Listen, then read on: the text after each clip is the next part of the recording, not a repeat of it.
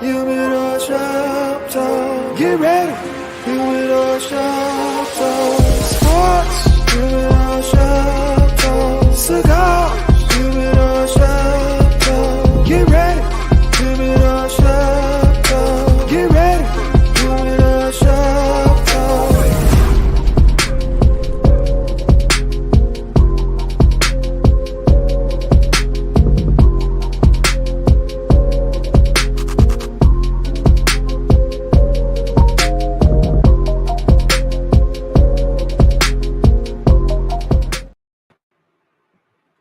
Good morning, good people. Good morning.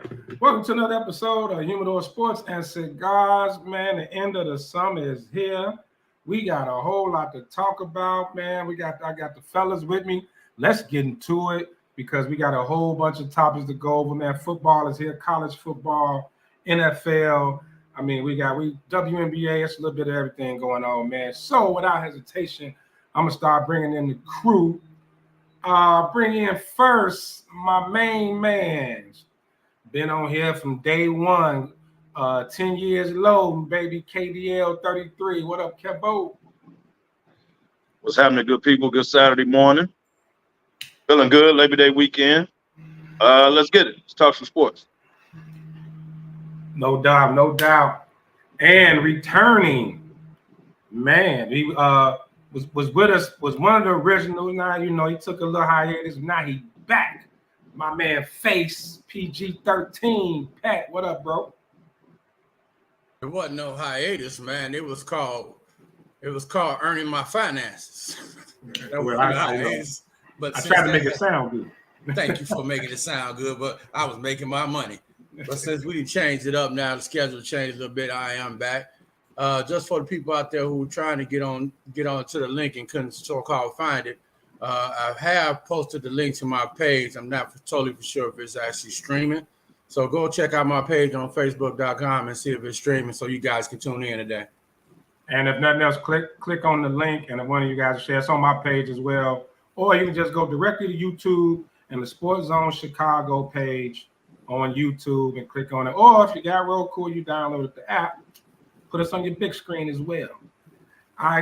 We got our resident DJ returning, DJ DY Nemesis. What up, bro? Yo. Top of the morning, everybody. That's Cole, associate producer. DY. Get it right. For this episode, that's his title. Now, explain the Black Hans group. So, for the next few weeks that I'm on the show, I plan to paint a caricature of myself, and I'm doing this week in honor of Black Hans Gruber. So die hard, huh? Right.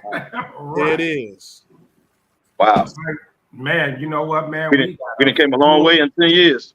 Hey, we got a full house, and yes, pun intended, the big fella is here. What up, house?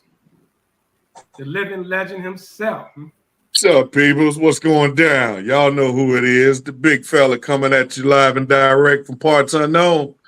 Let's get it in, man. I'm ready to talk some sports because I seen some stuff this past week, man. Let's get it in. That's my boy. We got a whole lot to talk about. And, man, surprise. Guess who checked in from somewhere overseas? I think he locked up, but he ain't going to tell us the truth. But he is able to check in. Mr. SmokeFellas himself. Oh, little fella. Oh, hey. Hello there, sir. Oh, Lamar Trail. Over there in Greece in the boys town of Greece. Come on, man. He got the pink scarf and everything.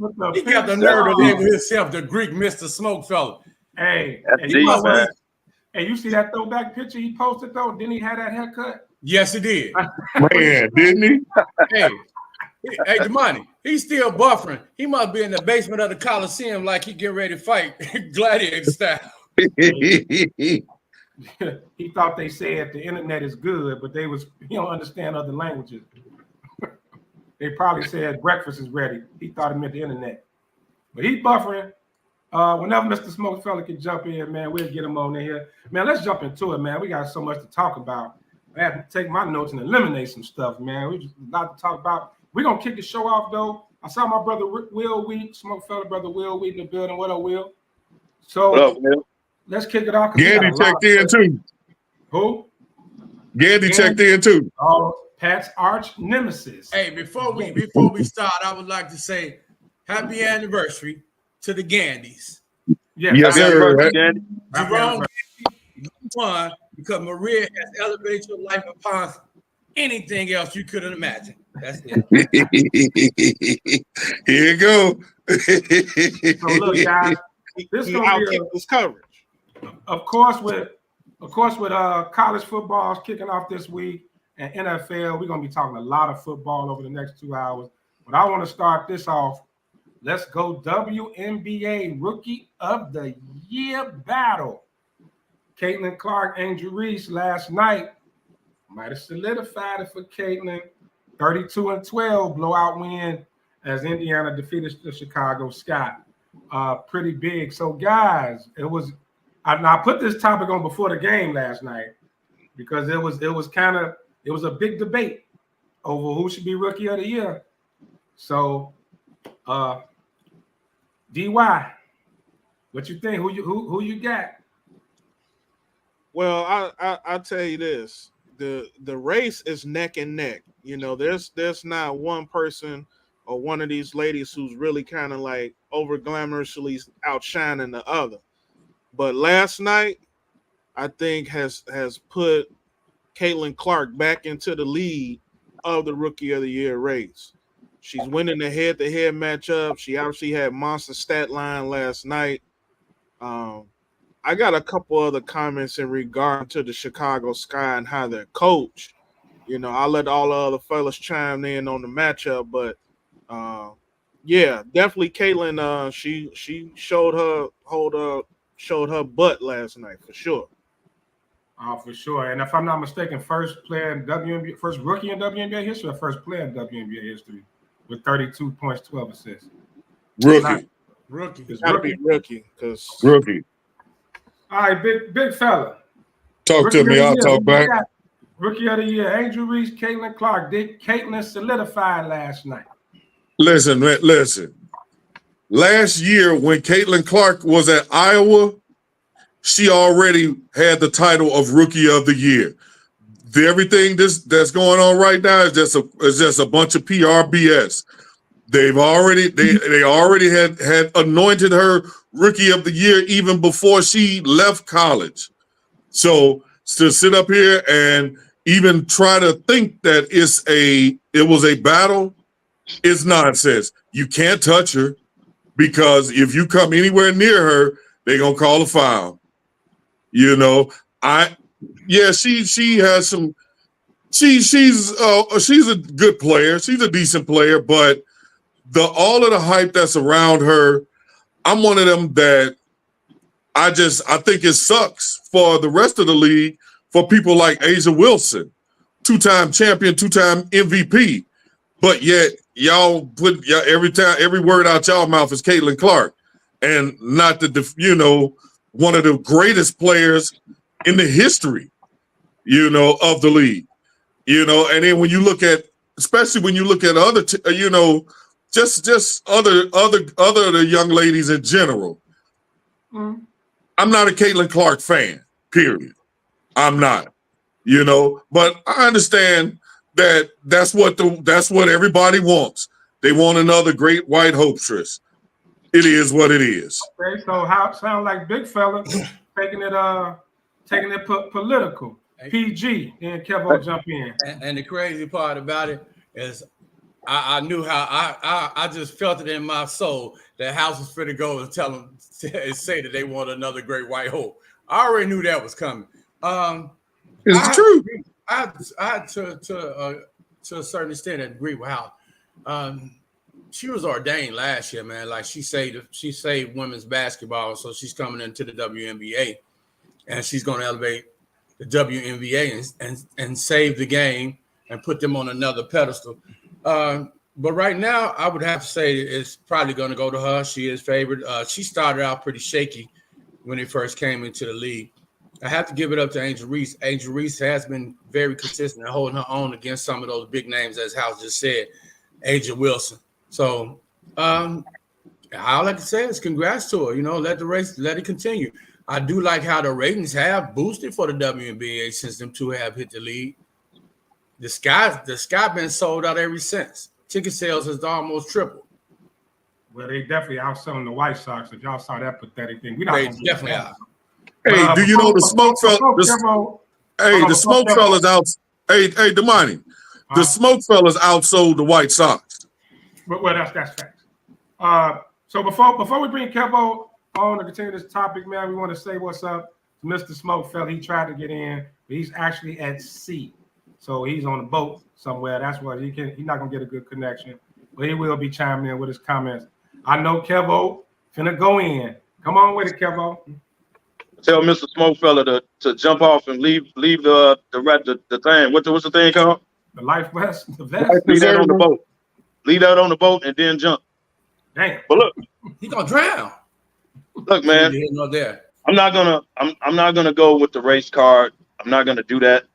If you're tired of Caitlin Clark's publicity and coming out of college, they never took the spotlight on her. That's one thing.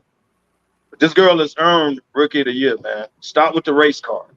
It ain't got nothing to do with no great white hope or none of that. This girl has took a team that ain't been 500 for 2 years. I'm not saying solely because of her, because Kelsey Mitchell was balling too. But they all come together, and now they're at least 500. They're knocking on the 6th seed instead of the 7th seed. The girl is leading the league in assists. She set the all-time record for threes made by a rookie. So it's not about her being the best player in the league, because clearly that's Angel Wilson. Angel Wilson will be the MVP. The reason Caitlin Clark and Angel Reese are getting the publicity they're getting is because they're rookies. They're setting rookie records. No, don't do this. Focus on that. It ain't about the whole league. Everybody know Angel Wilson is the best player in the league, followed by Brianna Stewart. So it's about what they're doing as rookies.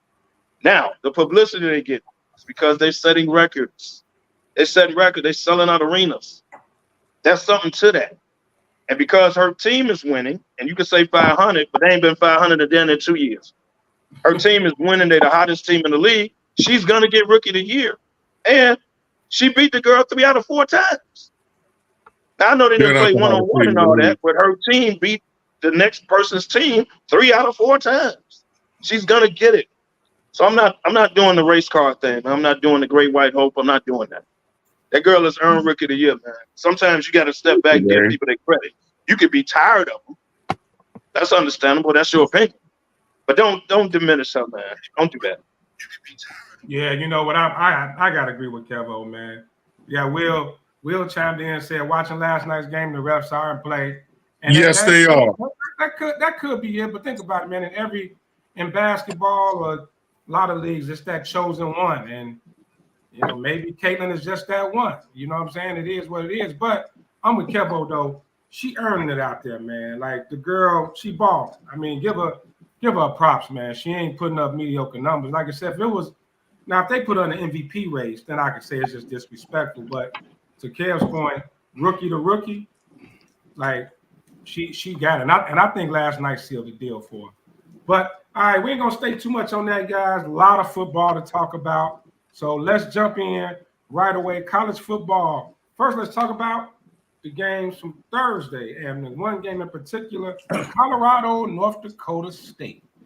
Buffaloes. Came down to the wire. Shador had a big game. What's the receiver corner name? Travis Hunter. Travis Hunter, big game. But Deion was pissed because it was a struggle. It went down to the wire. So we all watched the game. A lot of people weren't impressed. A lot of the panelists and when you watch shows yesterday were not impressed with Colorado at all. So PG, did you get a chance to watch the game? No. I'm gonna sit back and listen on this one, man. I ain't get to watch no college football this weekend, man. All right, how's go kick it off? Man, listen, the game was great. We sat We watched that up at L's, man, and the game was great. I can see where Deion could be slightly pissed, but he got to be pissed at himself because your offensive line they not terrible, but yeah, they weren't the greatest. And right, and see, a lot of people are just looking at the name North Dakota State and thinking they just some drab ass school. North Dakota State could ball.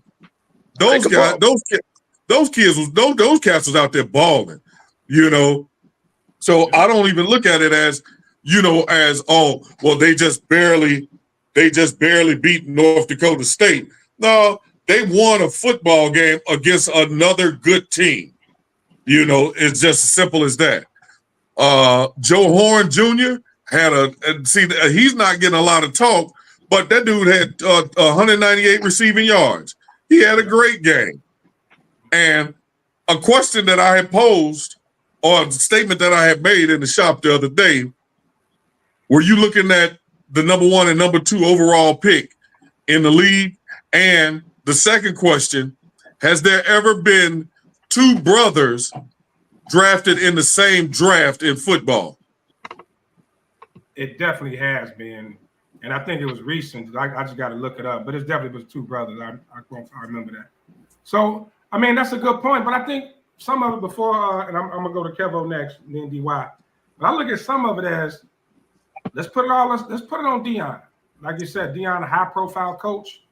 And sometimes Deion will get up there and talk like they're a top 10 team. You know, Deion makes statements. He talk that talk. He's just being who he is. Ain't saying nothing wrong with it. So that profile. So I agree with you. North Dakota State is a good football team. They do have a good football program. But when you look at like teams like they in Colorado and you got Deion, the high profile, and all the Hollywood stuff going on, you clearly expect them to at least not struggle with a North Dakota State. Kevo, go and jump in there. I blame half this on Deion. Now, I didn't watch the game because I was out. I kept checking the score because I bet on him. But some of this is Deion's fault. Here's why. You can't get mad at the players because when you first got there, you came in and said you had baggage. You was kicking everybody else out. Since then, you started off good, lost the rest of the year, and then you went out and did 80 damn near transfers. The whole team damn near knew, except the quarterback and the 2 dudes you brought from Jackson State. Everybody else basically knew. So to step out there game 1, you're not a top 10 team, bro. You're not. And I heard him say after the game, you know, people thought people didn't like it because we won. They was waiting on us to lose. But that's because of you, Deion. And I love Deion. Swear to God. But sometimes he talks, man, like A, they're a top 10 team, and B, everybody is against us. Well, if you want so flashy and you always run off the mouth damn near like Jerry Jones, people wouldn't root bad for you. They want to see you fail because you're arrogant with it. Always like Caitlin Clark. It's always been about Deion. But, dude, shut up sometimes. Make your team better, same way you did at Jackson State. You balled out. You left them in a good position. Do the same with Colorado. Like, your team is not that good. Some of us want to see you succeed, but sometimes you bring this on yourself, bro. Stop running off at the mouth. Just play ball. Get the right people in there. I love Deion, man, but sometimes he brings us on himself. DY. You know, what we were watching on Thursday wasn't necessarily the matchup between those 2 schools. I think it was more interesting really to focus on Shedeur and Hunter. Those 2 players are worth the price of admission. They are why we watch those teams. We don't watch Colorado games to see Deion come up with some sort of great strategy to beat a team. We watch for those 2 top-notch athletes who are really pretty much NFL players that we watch and play in college. So, you know, take it for what it's worth. I think that's the most entertaining aspect of it. This team is going to continue to struggle because they just haven't made it yet. I don't care how many transfers he's had in that time and that duration or who's bought in, but he's not. If he bought in a blue chip or something like that, yeah, I get that. No, he's just bringing in a bunch of good players from around the country and people who want to latch on to his fame in order to get some notoriety, some publicity.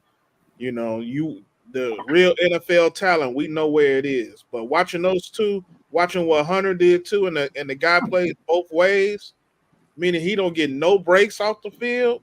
Come on now, that's something special. Hey, yep. I got Hunter's gonna be the best pro out of all of them, though, if he can stay healthy.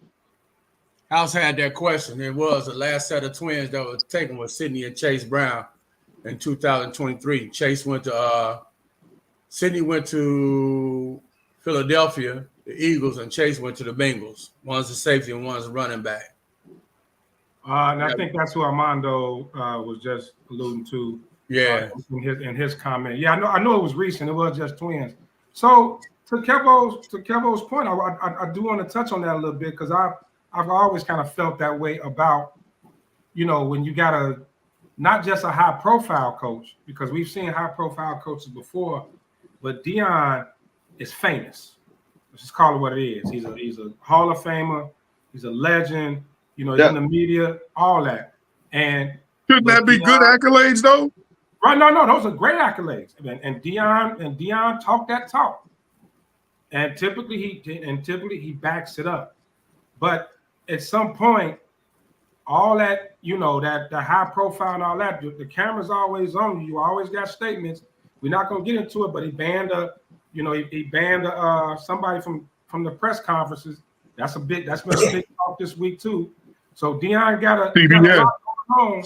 He got a lot going on with his attention to the program. Yeah, but that reporter took personal shots, man. You can't do that. Right, he took personal shots.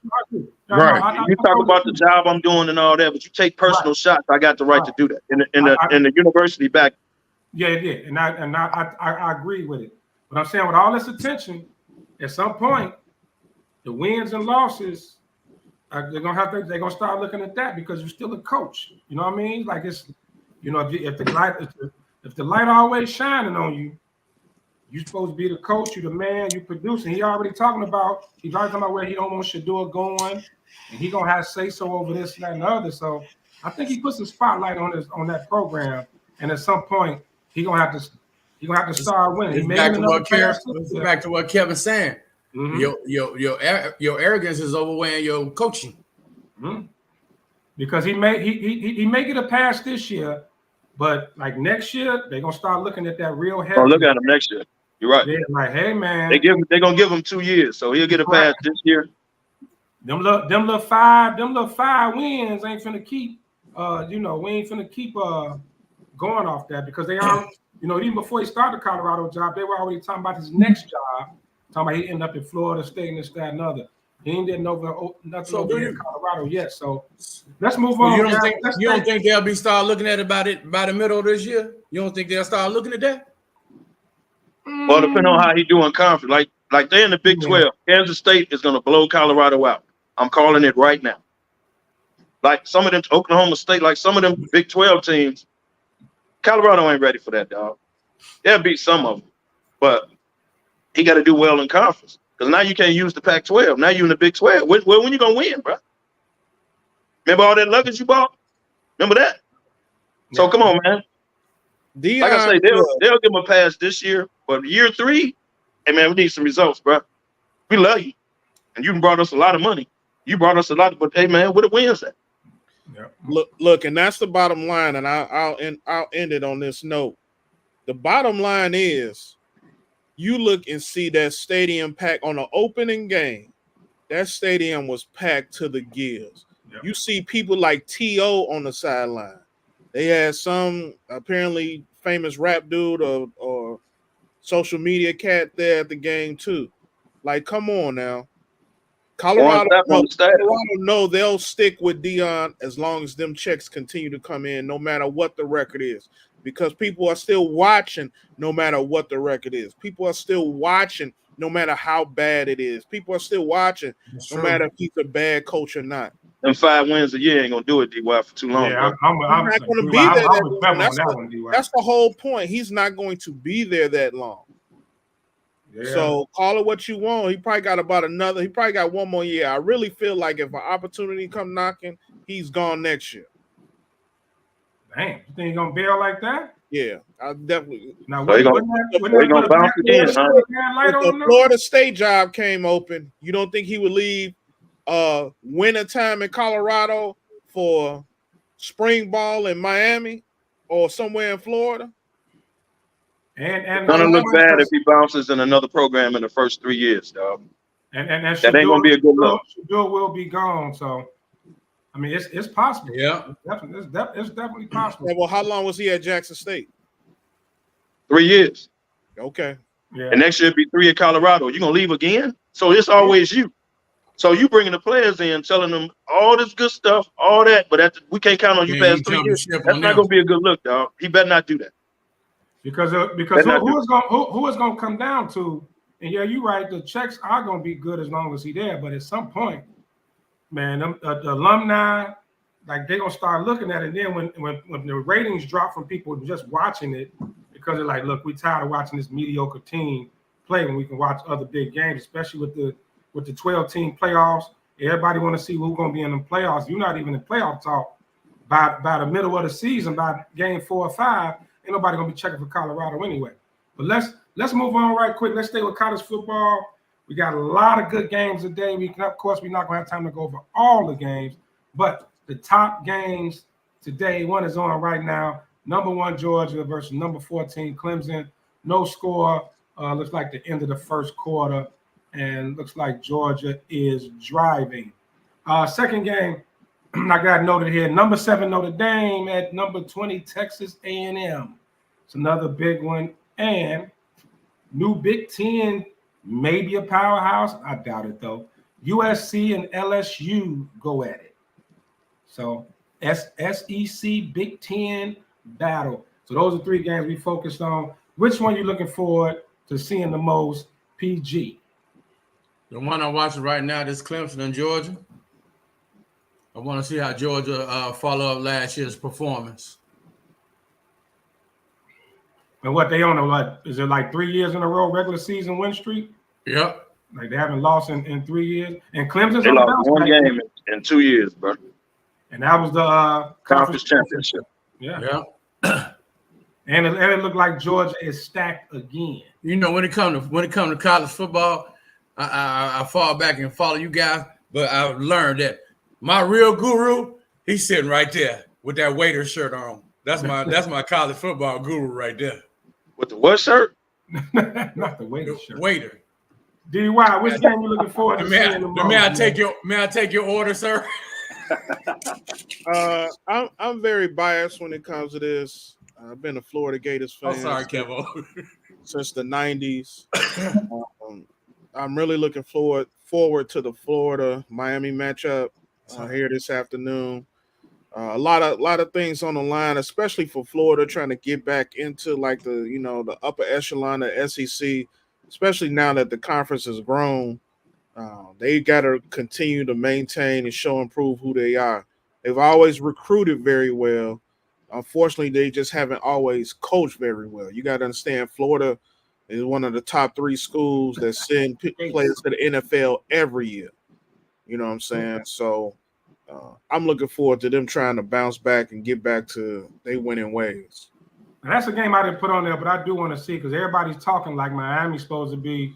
The program is pointing up. It's supposed to be on its way back. And our era, the Miami Hurricanes was the back in the day. Yes, sir. But to be honest, I wouldn't be shocked if Florida won that game. That's a state rivalry, bro. They all probably went to high school together, like they compete like that. I wouldn't be shocked if Florida. That's why it's only like 2.5. Yeah. Kevo, which game you got? I got LSU and USC, and I'm gonna tell you why. Both of them have had Heisman winners the last couple of years. There are rumors, which I don't believe, but there are rumors that your boy Lincoln Riley on the hot seat. So if you leave the Pac-12, now you're in a Big Ten. You got some heavy hitters. You better at least do well in the conference. Like you can't come in like last. Like you can't be hovering around the Illinois and you can't do that. You got to at least be upper echelon. You should be better than Michigan State, to be honest with you. You should fall under Michigan, Oregon, Ohio State. Like you should, Penn State. And you should be somewhere up in there. You should not be at the bottom half, bro. That ain't gonna look good. Y'all USC. I know y'all getting NIL money. Y'all USC. Well, for everything I'm seeing, they say that the defense, which was atrocious last year, is supposed to be a little better. They're supposed to have a little more talent. I think they got another receiver over there that's supposed to be real good too. So, but I'm with you, man. Programs like USC, they ain't gonna take being mediocre for long. You know, USC is legendary. You better not be hovering around Illinois, Indiana. Yeah. You better not be hovering around them, bro. You better be right up under the upper echelon. Yeah. Hey, man, on Triple Illinois, what they won like 45-0 the other day, Thursday, Illinois. Yeah, against Eastern. Well, yeah, I know. Right. I'll let me when they run into Michigan and Ohio State and Oregon. First of all, whenever Illinois win in football, you know, you got to roll tide. You got. So I like to see Illinois do good. No, I'm with you on that. I like to see Illinois do good. Yeah, but yeah, and they always send somebody to the league every year. I don't know if y'all know. Every year. And before we move on, man, let's bring the big fella back. Where you at, big fella? Yeah, had a few little internal technical difficulties I had to get rid of, but I'm back. Huh? You went to the bathroom? You got the boo-boo? God damn. Hey, you didn't say internal. To try to be discreet with this crowd. That was. Then he said, "Get rid of." That was the worst trying to hide what you was doing shit I ever heard in my life. Hey, House, we man. Hey, but I'm sitting here. I got this. I got this Penn State West Virginia game on. That's what I was going to. And you know, I'm flicking back and forth. I'm flicking back and forth between them and that Georgia game. You know. Here's my thing. Georgia, should they have been ranked number one, first of all? Yes. You know, that's question number one. Should they have came out ranked number one? They didn't even make the playoffs last year. You know, so that's number one. I ain't taking nothing away from Georgia. I actually like Georgia. They lost the SEC championship, House. They haven't lost a regular season game in 2 years. They should have made the playoff, to be honest with you. They didn't make the national championship. They did not. They didn't make the playoffs. And they should have. They lost the SEC championship. That's they only lost in 2 years. Are you kidding me? Yeah. I'm not saying that they shouldn't have. Yes, they should have made the playoffs. But because of that, does that mean that you should be coming out ranked number one? But that's neither here nor there. That's neither here nor there. They've only lost 3 games in the last, 2 games in the last 3 years or something like that? Or 3 in the last 4? Yeah, it's something crazy. It's something ridiculous like that. I actually like Georgia. You know, I was just, you know me, I'm just being Mr. Controversial. Here's the other topic. You got to ask yourself, who you going to rank over? They bringing their quarterback back. They bringing some of their team back. They ain't they're going to go with Georgia initially until they prove it wrong. Initially, they're going to come in number one. Okay, so does the national champions deserve to be ranked number 9? No, because they lost half their team. They lost a lot of people, including they lost a lot. And the coach. Okay, here's my thing, though. They lost. Is it that they lost a lot of players, or is it that bullshit was surrounding Jim Harbaugh? Because you know that the people in them committees are petty. Yeah, they are petty. You gotta look at it. Ain't like that, man. But you gotta look at it like this. On top of like I know dude stepped in last year as the intern when Harbaugh was out or whatever and did a good job, but this is a totally different ball game now where he's running everything, he's the head coach, so all eyes on him, and of course them being the national champs. But I mean, you gotta take that into effect. Now they lost a lot of people. For them to be ranked 9 actually is pretty good. They lost down there 10 to 11 people. More than half their squad went to the NFL, bro. So actually 46 players. Yeah, that's to the NFL. A lot, and they still ranked number 9. Now, do they have a program like Georgia's and Alabama's where you got 5-star recruits on the bench waiting a year? I don't know if Michigan got that. So that's actually one of the games I'm looking forward to seeing too, is Michigan, Fresno State, right? And you got to look at why Washington wasn't ranked. That Washington coach went to Bama. A quarterback is in Atlanta. Y'all got the wide receiver. So Washington lost a lot too. They're not gonna come in ranked, high. You got to look at who coming back, bro. Georgia quarterback came back. He's considered one of the top quarterbacks coming out. They never looked at Washington as a high power team. No way. Let's just call the facts of facts. They never looked at them as high powered anyway. Washington program been good for the last 6-7 years though. We know that. We know that watching these games, but the petty posse. That's what I call them, ones that's making all them decisions, because they do a lot of this stuff. They do a lot of this stuff, man. Based on just if they like you today or not, or if you said good morning to them or not. Well, first of all, we still got to see if the hammer is going to be brought down on Michigan with all the allegations going on. So, guys, we got a lot of college football to talk about. We're going to definitely get back into it. But, this is our last weekend without NFL football for the next couple of months. And there's so many damn stories. We're going to probably spend over an hour. We're going to take a break in about 8 minutes. But before we jump into the break, I do want to go into something we talked about last week, the Steelers quarterback situation. Mike Tomlin has named Russell Wilson the starting quarterback. I'm not going to say he beat out Justin Fields. I think Justin didn't grab the job when he had a shot. So my question to the panel real quick, are Justin Fields' days as a starter done in the NFL? Is he just going to be a glorified backup, or is he going to be a Taysom Hill? What is he going to be? I'm going to let Kev take it first. I want to say that because he's young. Sam Darnold been in the league for a minute. He's finally starting somewhere. Now, he was about to lose it. But, however, he's finally starting somewhere. He done bounced from team to team before he found a spot. So, no, Justin Fields is young. He got stuff he needs to work on, obviously. They're going to give him a shot in Pittsburgh at some point this year. I don't think he's just a career backup. Mitchell Trubisky, career backup. I don't see that for Justin Fields. I think he got to improve his game. But, no, I don't see it not being a starter. His legs will keep him in the lineup. So I don't see that. Pittsburgh might not be his stop, but I don't see it. That's why I bought up Taysom Hill, though. That's why I bought up Taysom Hill from New Orleans. Because some people. Well, he ain't necessarily a starter either. He's a gadget dude. Right, that's what I'm saying. Are they going to turn him into some gadget guy? Because the rumor is Pittsburgh is going to have some plays in the playbook for Justin to get on the field. DY, Justin done as a starter? What you think? No, he's definitely not done. I mean, whatever speculation you may have in regards to Russell Wilson and how good he still is, at some point in time, quarterbacks get hurt. He's one of them, the last couple of years at least. So Justin will get some time and get some run. I'm hoping he get a lot of run because I would like to get that number 4 pick for the Chicago Bears. But at the end of the day, I don't feel like Justin is necessarily a career backup just yet.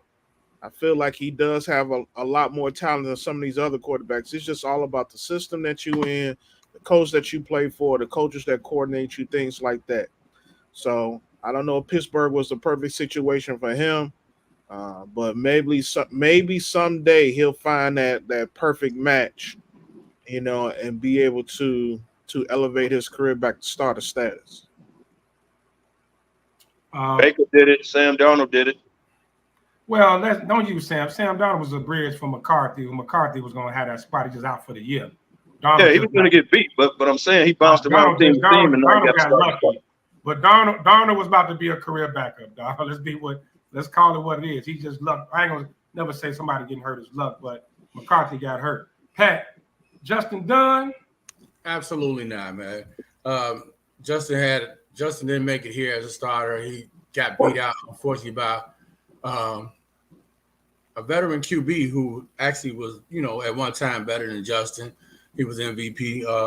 I think where he landed at is one of the reasons why he's still being a backup.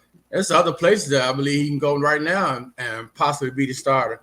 One of our panelists, he has a team who definitely could use a quarterback like Justin. And so, no, he's not going to be a backup forever. Well, we Gonna keep firing them off today, huh, Pat? Okay. big fella. I know your Okay, answer, Pat. but come on Kevin with Day, it. huh? Big fella. I already know your answer, but come on with it. And Yeah. after big fella, I'm gonna run something down to y'all.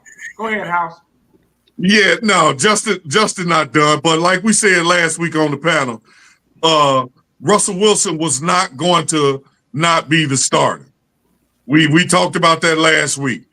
And Justin Fields is not done as a starter because, like you said, there are going to be some injuries. I hate to say it, knock on wood, it don't happen, but we all know the game. We've been watching it long enough. We done played it long enough. There are going to be some injuries. Somebody's going to be looking for a quarterback. They're going to be willing to give, what we say last week, a 5th or 6th round for somebody. It just is what it is. Justin's days are not done. He just like Pat said, there's some teams right now Justin can go and start and shine. I ain't gonna shoot no shots. Right, but that's that shot. But look, guys, I get it. Everybody feel like he's not done. I get it. We all like Justin Fields. It's definitely likable. But the reality of it is this: he was going up against, let's call Russell Wilson what he is. He's an over-the-hill quarterback, right? They got hurt in camp. Justin had every opportunity to come in and snatch that job. Sure did. Still did not do it. That's sure did. He gave him every chance to come in and take it. Yep. So that's something I think we got it. That's why I posed that question, because when Russell Wilson went down, I thought Justin would have came in and snatched the job from Russell. There was even talks of them releasing Russell Wilson, but clearly he didn't do enough to even to take over an injured 36-year-old quarterback. So real quick before we go on the break, I want to give y'all something, and y'all probably know it but didn't realize it. The 2021 quarterback class, Justin's class, out of the 5 first-round picks, only one is still with their original team and made it to their second contract. And I'll tell you the names from that draft because we were all excited. Trevor Lawrence, Trey Lance, Zach Wilson, Justin Fields, Mac Jones. Trevor Lawrence is the only one still with the team that drafted him. The other ones are already Trey Lance damn near out the league after that last preseason game, the 5 interceptions at Dallas. Zach Wilson couldn't win the job in Denver. He got shipped to Denver, couldn't win the job. He's a backup. Lost the job to a rookie. And Mac Jones is backing up Trevor Lawrence. So that's why I asked. The same person's draft class, he's backing him up. That's why I asked, was Justin Days as a starter done? So looking back at that draft class, that's going to be a strong quarterback class. Remember, we traded up to get Justin. We were all excited. Looking back at it now, maybe one of the worst QB classes or overhyped classes. DY? No, I wouldn't say overhyped. I mean, you got to understand something. When half of those cats got drafted, we didn't even know who the hell they was. Nobody knew who Zach Wilson was. And how he ascended to the top of that draft, I have no clue. But, that was, other than Justin and Trevor Lawrence, who we have seen battle each other for national championships and bowl games and things like that, those other cats was really more unknown. So Mac was a Bama. Mac Jones was a Bama. Yeah, but he won the national championship at Bama. So hey, y'all was finna take him for a minute. I doubt it. But Well, if we would have failed, depending on how the chips would have failed, but at that time our regime wasn't thinking like that. They was thinking a lot more short term than long term. But at the end of the day, no, I don't think it's the worst quarterback draft. Maybe the one in the most recent years, but definitely by far not the worst. Pat. I'm with you. I don't think it was the worst. I think a lot of these guys fell into unfortunate situations, and I don't think they actually had a chance to truly develop. I mean, Well, you I had think Mac Jones got screwed. I would definitely say Mac Jones. I think Trey Lance got screwed too. Trey Lance got screwed big time. Yeah, so he got screwed No, too. Trey Lance, no, he got hurt. That's what happened. They put him in the lineup. He got hurt. He got hurt. That's how Purdy got in there. You're right, Kev. He did get hurt. Kev, you know what I mean? Trey Lance got screwed is they gave up too much for him, and it was too much pressure put on him. Same way we did with Trubisky. We gave up too much for him and put too much pressure on him. That's definitely bad. Everybody can't, all of them cats, man, they can't handle that type of pressure all of the time. There are a few. Trubisky played though, bro. Lance got hurt his first start. Yeah, it was out for the year. Out for the whole That's year. how Purdy got in there. Yeah, but Purdy just didn't give it back. Right, but even still though, they gave up 3 first-rounders for Trey Lance. Man, what kind of pressure you think that's gonna have on a person? But what I'm saying is we don't know how it would have played out, bro, because he got hurt his very first start. Like, we don't know how it would played out. Maybe it wouldn't have. But I'm going to give San Francisco credit. I'm going to see if y'all agree with this. They realized they made that mistake and corrected. Yeah. Well, but you got to give him up on that. I don't know about correcting. I think Brock Purdy saved John Lynch. Well, he fell into that line. That's a fireable offense, what he did. Like, giving all that up for an unproven college quarterback in Trey Lance, who hardly even played college ball, moving on from a quarterback that you went to the Super Bowl with, for him, like, that was a big gamble. The only thing that said, if it wasn't for Brock Purdy, San Fran might still be in quarterback hell right now. Purdy saved him by his play. I agree with that. Purdy saved him by his play. So let's just say, which made them be able to correct and get rid of Trey Lance because of Purdy. So okay, I give you that. So they better go on and pay Purdy. Lynch better just take care of Purdy just off. They're gonna have to now. Yeah, he's but you know what? They saying that they go. I think Purdy has 2 more years on his contract, and they talking about even still not signing him to a big deal, a big contract, but franchising him. I think that shit sucks. I think that's terrible. This for the way, man. I think, man. Look, you got to do the Jordan Love. You got to sign him before it gets out of hand, bro. They got to do it next year. Now, if you buy Debo, like somebody got to go, but they got to do it. Deep run. If they make another deep run, you got to do it. Now you got to do the Jordan Love. You just got to do it now and get it out the way. Like, well, that's what I agree. I agree 100%. They should, but San Fran is talking about, letting him play and then franchising him. And I think that's terrible for this man that took y'all to the Super Bowl. They got to figure out their cap situation because they still ain't got Trent Williams under contract. Baby, we're gonna get back to this in a minute. They're gonna do it. Top of the hour, guys. We're gonna take a quick commercial break and pay some bills. We'll be right back with more Humidor Sports and Cigars. Stay tuned in. Be right back. And we get breaks with the money host. Yeah. It's called 51-year-old bladder.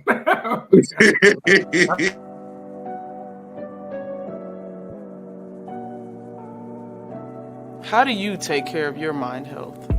For my mental health, I meditate in the mornings. I have my dogs.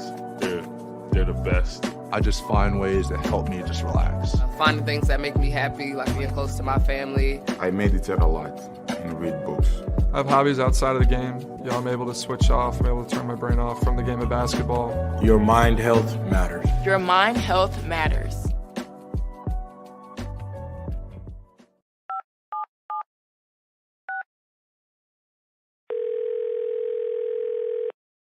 Yeah, hello. I'm really not sure if this is what you all do, but I really don't have anywhere else to turn. Hi. I don't even know why I'm calling right now. I'm sorry. My thoughts are going a mile a minute. My kids are out of state. My buddies from the Army are all gone now. I'm really alone. I left the service last year. My mom just passed away a few months ago. I miss so much time with her. I keep getting calls about the bills, and I'm trying to get a job, but I feel so stuck. Okay, ma'am. I'm glad you called. Okay, sir. Let's stay on the line and walk through some things. Thanks. Okay. Thanks a lot. Thank you. Hey, it's your boy, the Superback, Sean Sierra, and be sure to follow Sports Zone Chicago on all social media platforms. On Facebook, Instagram, and our Roku channel, you can find us at Sports Zone Chicago. And on Twitter, we are at Sports Zone Shy. Also, be sure to download our mobile app so you can take Sports Zone Chicago with you on the go.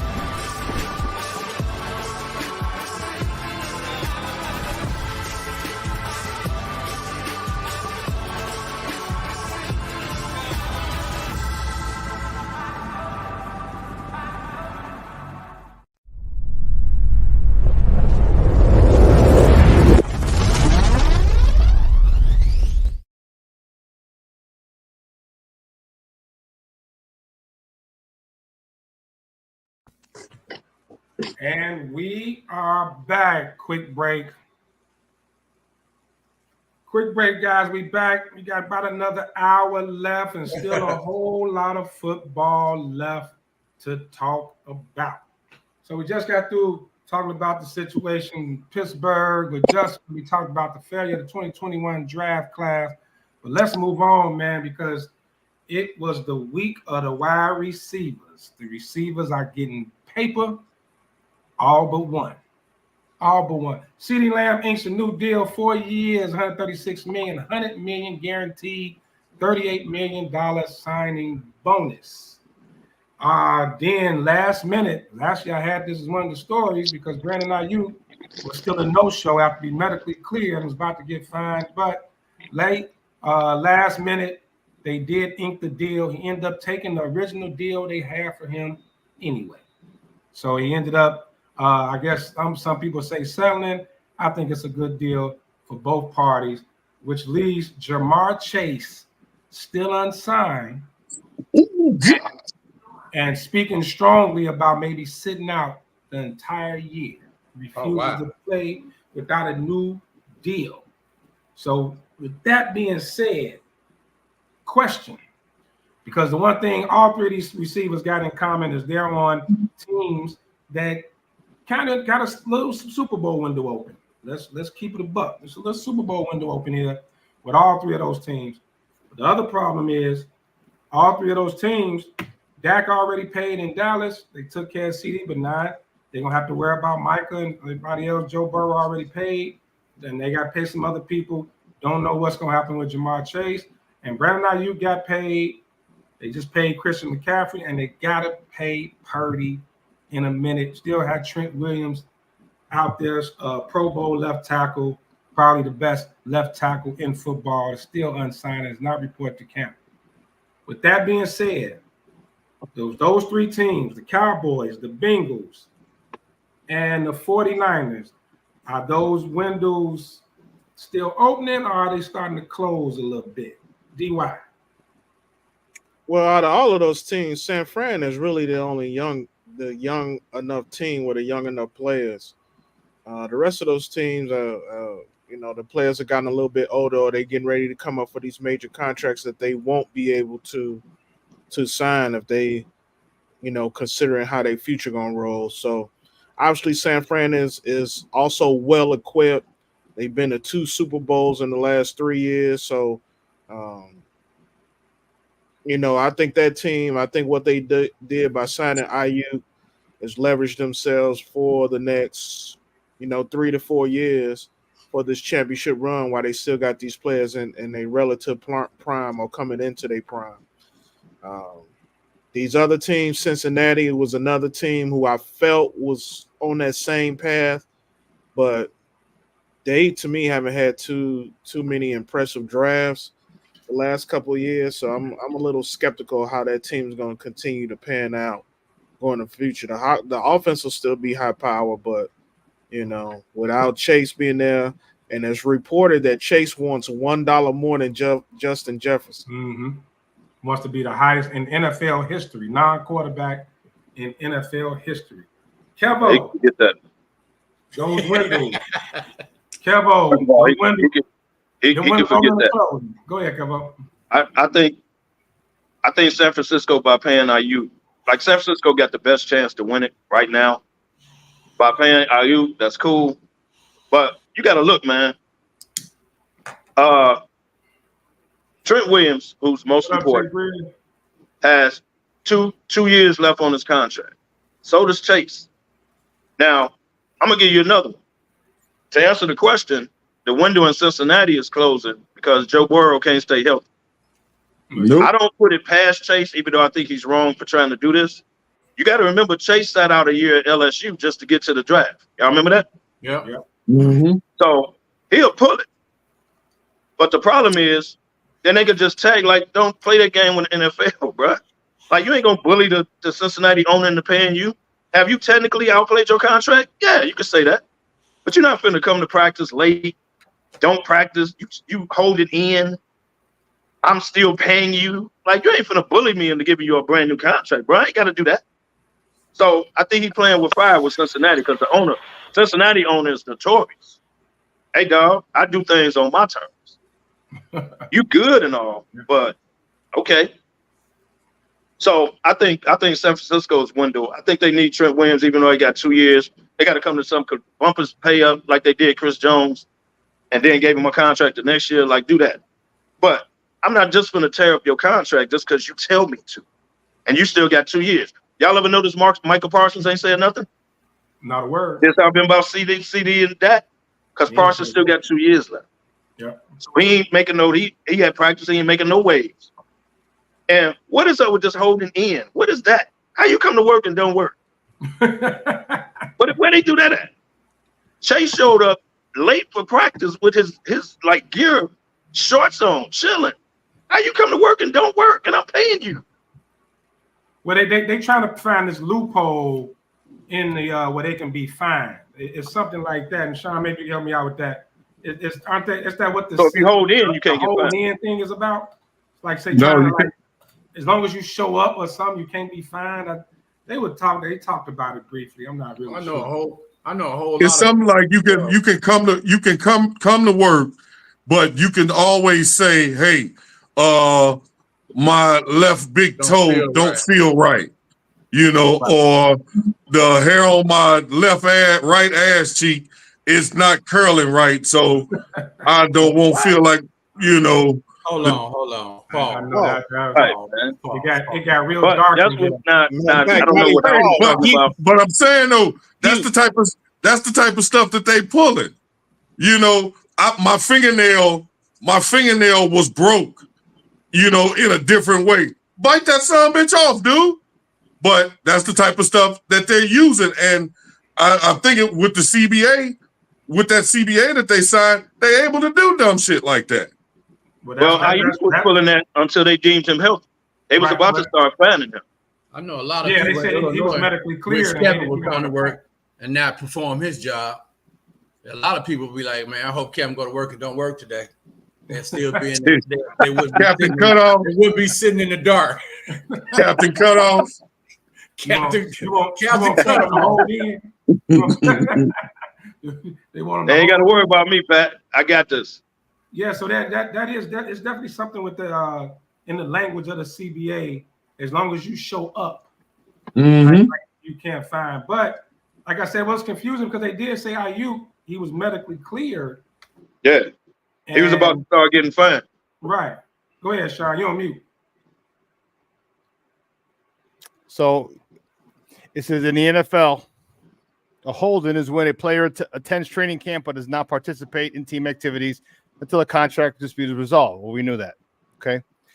However, players who hold in are not subject to fines for unexcused absences because you're technically there, but they miss out on valuable practice time. A hold-in also is a loophole in the collective bargaining agreement. Teams and the league and its teams have not yet taken public action against this method, but it may be addressed in the next CBA meeting. So a player who holds in may practice on their own or with the other players who are rehabbing from injury. So just giving you more clarity on what exactly a hold-in is in the NFL. So I can announce. So I'm a player. I want a new contract. I can announce I'm holding in. Is that how it works? As long as you show up. As long as you show up. Show up. Hey, Sean, I just want to correct you. It ain't no might be addressed next CBA. It's going to be addressed. They can address that next spring when the season addressed. They're not going to let that slide. The NFL change shit on a yearly basis. Oh, really? Okay. Watch this. Do you realize that these dudes, that each NFL team is I forgot when the fiscal year ended for the NFL. Because you guys know, or most people should know, that the NFL is a not-for-profit organization. You realize that they made over $400 million each team, except for Green Bay, it went to the shareholders. But every $400 million. So you think a person making $400 million is not going to address that? Right. You crazy as heck. Exactly. Man, Clemson giving Georgia all they can handle. Yeah, they are. 6-0. George, it is a struggle. But, you kind of. I wish I could go to that trucking company. I just turn my truck on and sit there. I tell them I'm gonna opt in and still get paid. You're right. I'm holding in until my agent works this contract out. Right. You'll be holding in at the unemployment line, hitting number 6, trying to put in your weeks. That's always gonna happen if we try. You know the option and everything, huh? Yeah, you do. I've been there a few times in my life. I'm 51 years old. He said, look, say hit number 6. So let's segue, man. Finally, we talked about CD got his deal, man. What's going on with Dak, man? That's a huge story. This man could end up being the most high-profile free agent in NFL history. They cannot franchise tag him because he put that clause in his contract, and don't look like a deal or a trade him before the season. Does Dak finish his career as a Cowboy? Nope. Dak has all the leverage in this. The Cowboys have no leverage. Dak has all of the leverage because either you sign him for, I think they were talking about 56 to 58 million now, 60. Or next you sign him next year between 60 and 63 million. Yep. But see, what I'm thinking is Jerry Jones, I think he's run his course with Dak. I really do. I think he's run his course with Dak. We all know Jerry Jones's love for Deion Sanders. And Jerry Jones has already came, Jerry Jones is a fan of Shedeur Sanders. Would not shock, Kevin. It would not shock me, not one damn bit, if Jerry Jones don't pull that dumbass shit. Because guess what? Like y'all was saying last year about the Bears, what would he do? Reset his rookie clock. And he don't have to pay out because he got to pay Mike. He gonna have to pay Michael Parsons and all them other players, here in the next couple of years. So Dallas won't be that bad, so would they be that low of a seed? How you gonna get them? Jerry might all the way up. Jerry might do some wheeling and dealing.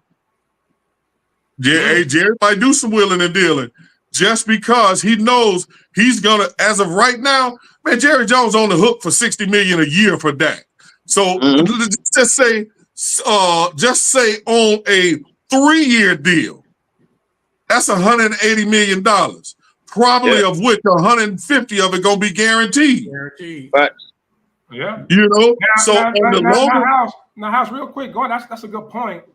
DY, tell me if you agree with this. I'm looking at this when you say like the Cowboys won't be good enough to get Shedeur, but how many true quarterback needy teams are going to be at the top of the draft? it's a lot of young quarterbacks in the NFL. So it may not be quarterbacks going, you know, in the top 5 or like 10, because they might not need them. You got the Caleb's and all them in the league, the Jaden Daniels, you got dude from Georgia, Bryce Youngs. You got a lot of these people, a lot of these teams already got their guy. New England's supposed to be bad, but they messing with Drake May. They ain't gonna give up on him in 1 year. So it's possible.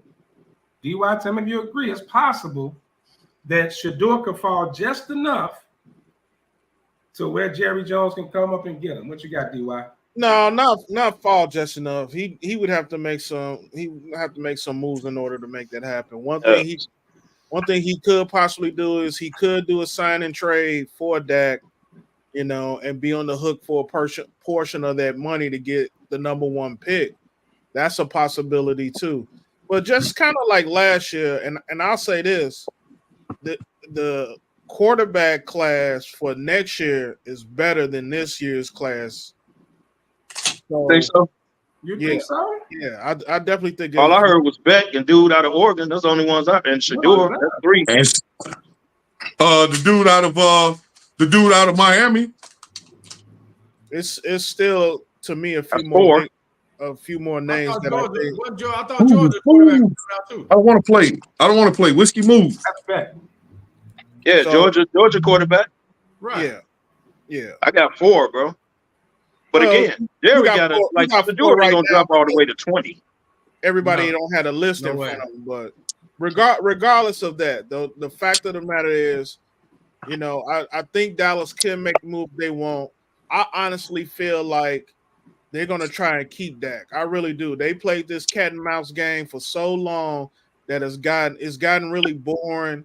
You know, it's almost like the boy who cried wolf. Like, okay, how many times are you guys gonna go back and forth? He said, she said, pay this man his money. You know you got no better option. He's still a top 5 quarterback in the league, even right now. And then Michael Parsons is a linebacker. And if you play him as a lineman, you ain't got to pay him that much. So whatever it is, linebackers, you know, the highest paid linebackers may make $20 million a year, maybe. You got to pay him as a DN. You gotta pay him as a DN. Hey man, don't y'all think, man, his agent is terrible. Don't y'all think if Jerry was gonna pay that man, he would have paid him by now? That's my point. That's my point. He's the quarterback. If Jerry was gonna pay Dak, he would have paid him by now. He would have paid him. He's the quarterback. We know how Jerry Jones thinks. We know Jerry Jones does some wild, outlandish type of stuff. And I'm telling you, it would not surprise me if Jerry Jones is going, and I hadn't even thought about what DY said about doing a sign and trade, to just eating up some of whatever that contract would be, just so he can get Shedeur Sanders, and now he'll have him on a rookie contract with all of those veterans around him that he'll be paying in the next couple of years. And now you got a solid team around Shedeur a couple years in. Yeah, man, I see Jerry pulling. I see him pulling. So Pat, I got a question. I got a question for you. Dak made a comment in the press conference. Well, not the press conference. They interviewed him. They asked him about his contract situation. He pretty much alluded to it says a lot about what they think or don't think. Meaning, just him alone feeling, does that not a sign of feeling disrespected? And maybe he just won't sign back with Dallas. Like, forget it. What you think, Pat? Actually, that's kind of what I wanted to say. I don't think he's going to be back because, like you said, kind of feels disrespected. You franchise tag him, then you still don't want to pay him. Now it's at the end of that contract. Jerry's like how say we know Jerry. Jerry is the one who's going to just fork up money like that. I don't think he's going to pay him. I think Dak is going to opt out and go somewhere else. Where he's going to go, that's a different thing. But I think they would trade him before they just let him walk. He don't have that no trade clause, do he? Can't trade him. No trade clause. Can't trade him for a tag. That's why he got all the leverage. That's why he got. Yep. Dak can do whatever he want to do, and I think and that's why it's probably gonna be somewhere else, like House said. And that's why you're not hearing Dak with the smoke. That's why you're not hearing Dak a whole lot, because Dak knows he has all the cards. He ain't got to put all the cards. All I got to do is stay healthy. I'm good. All I got to do is stay healthy. Regardless. Yep. Well, I'm gonna get it. Well, there's a particular guy on this panel who claims he knows exactly where Dak is going next year. Oh yeah, let me help y'all out. Let me help y'all out. Help y'all out. Sometimes before I say where he's going, sometimes this has been 8 years. And Dallas has won 12 games here, 12 games here, never made it to the conference finals. Sometimes it's a change of scenery. You don't know. Dak probably loves being a Dallas Cowboy quarterback. But sometimes it's time, bro. It's time. And I'm going to get my $60 million, Jerry, whether it's from you or somebody else. Now, I'd have made a lot of money here. And Jerry, if I just so happen to get to the conference final Super Bowl this year, Jerry will pay him. But if not, which we predict, he's going to walk off in the sunset. So let me help y'all out. Uh-oh, here we go. There's a team in New York called the New York Football Giants. We'll pay Dak $60 million. There's a team in Las Vegas called the Raiders. We'll pay Dak $60 million. He's going to get it. I tell you this. Minnesota will pay Dak $60 million. If they deem, Dude McCarthy ain't coming back or whatever, and Sam Darnold don't work, they'll do it. But Justin Jefferson, they'll do it. If Aaron Rodgers doesn't work out, the Jets will do it. Like, he's going to get his $60 million, y'all. It's just a matter of who's going to give it to him.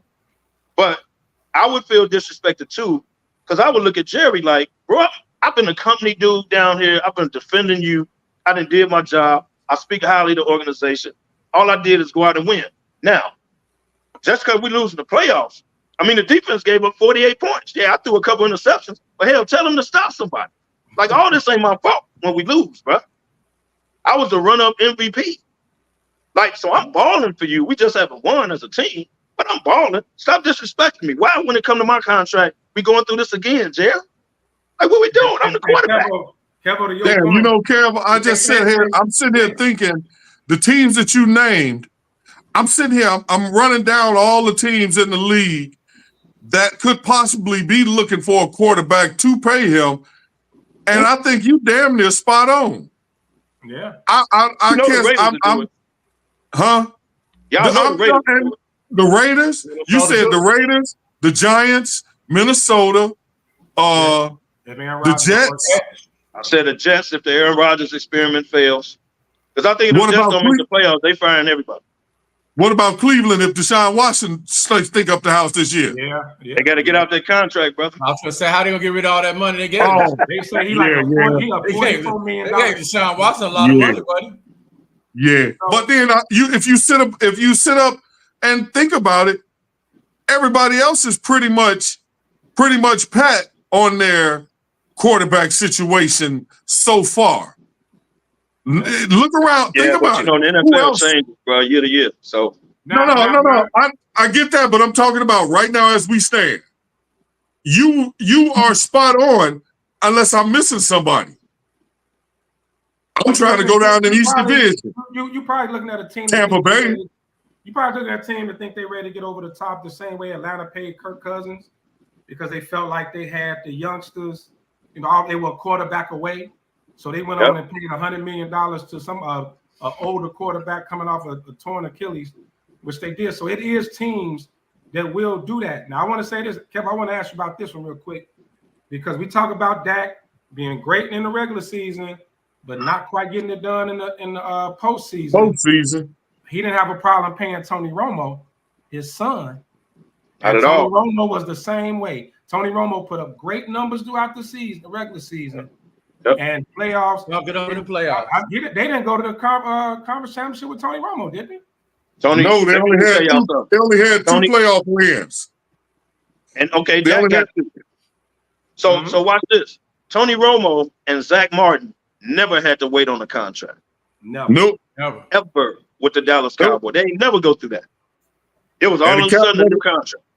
What does it go? The Cowboys have 2 wins since 94 or 90. When they last Super Bowl? Whenever their last Super Bowl is, they got 2 playoff wins since then. 10 years after the Bears. Damn. They got 2. Herb Mahara had to correct the lady in line today. She said 95 was the last Super Bowl, went out to correct until 85, and I felt horrible. But real quick, Before we go, because we get for the last show, we know we got a lot of Bears talk about with the season coming up. But I want to ask y'all this question. Since we talking about Dak and we talking about quarterback situation, I got a list, and I want you to put them in order. Put them in order for me. Under more pressure to at least make the Super Bowl this year. Not gonna say win it. Not gonna say win it. Number 1, Lamar Jackson. Number 2, Josh Allen. Number 3, Joe Burrow. Number 4, Brock Purdy. And last but not least, who we just talked about, Dak Prescott. So that's the list. Lamar Jackson, Josh Allen, Joe Burrow, Brock Purdy, Dak Prescott. Who's under more pressure to at least make the Super Bowl? DY, kick it off. And that list. Gotta be Lamar Jackson. Purdy's already been to 2 Super Bowls. His team is obviously one of the probably top 3 or 4 teams in the league. Lamar Jackson's got 2 MVPs, but the one thing you could say about him is he can't win in the playoffs. He can't win the big one. And obviously his team is geared. He's got a good team. The rest of those teams, they not championship contenders, so they don't even count. So it's got to be Lamar Jackson. The pressure is on. He's got to learn how to deliver in the playoffs. They've given him some extra weapons, so he should be able to rise and shine this year. Kelvo, listen for me. What you got? I agree with DY. It got to be Lamar Jackson in that list. I would have put Aaron Rodgers on there, but that's just me. But I'm going to go with Lamar. Yeah. I'm not going to go with Purdy because Purdy just got there. Like, you might expect him to get back, but if he don't, it ain't no huge disappointment. Not for Purdy. Hell, he just played in it. Yeah, Lamar Jackson ain't never been there. Contract though, Kelvo, he playing for money. And he's been there. Well, now if they get to the NFC Championship or something or a deep run, Purdy's still going to get his money. Okay. Like, you don't, unless barring injury, he ain't going to just fall all off. He got too good of a team. So I wouldn't put pressure on him to get to the Super Bowl or I don't get my money. I wouldn't say that. They still going to be good. Lamar Jackson, bro, great MVPs. You had home field advantage last year. Like, bro, it's time. It's time, bro. Josh Allen, and I can't trust Burrow's health. So I got to go. I got to go Lamar, Josh Allen, then Burrow. Purdy last. Purdy just got there, bro. PG. I must be missing one. Didn't you say 5 people? Oh, I missed that. I'm sorry, I missed that. Oh, okay.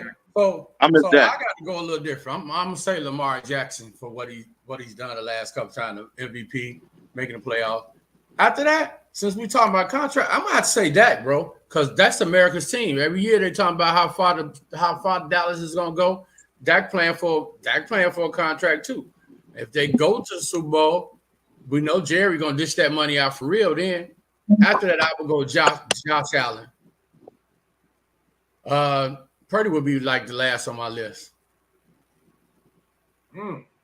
Big foul. Dak playing for a contract in Dallas. He's not playing for a contract overall. He's playing one to stay in Dallas. Hey, can you imagine he could be the first Super Bowl MVP free agent ever? Ever.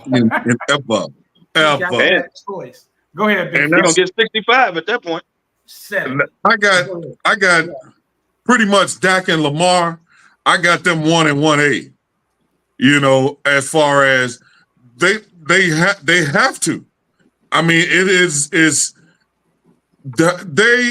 if they don't make at least the conference finals, you know, then it's a wrap for them. But I gotta throw a little curveball at you. I'm gonna throw a slider here. With all of the hype, and hear me out before y'all cut me off.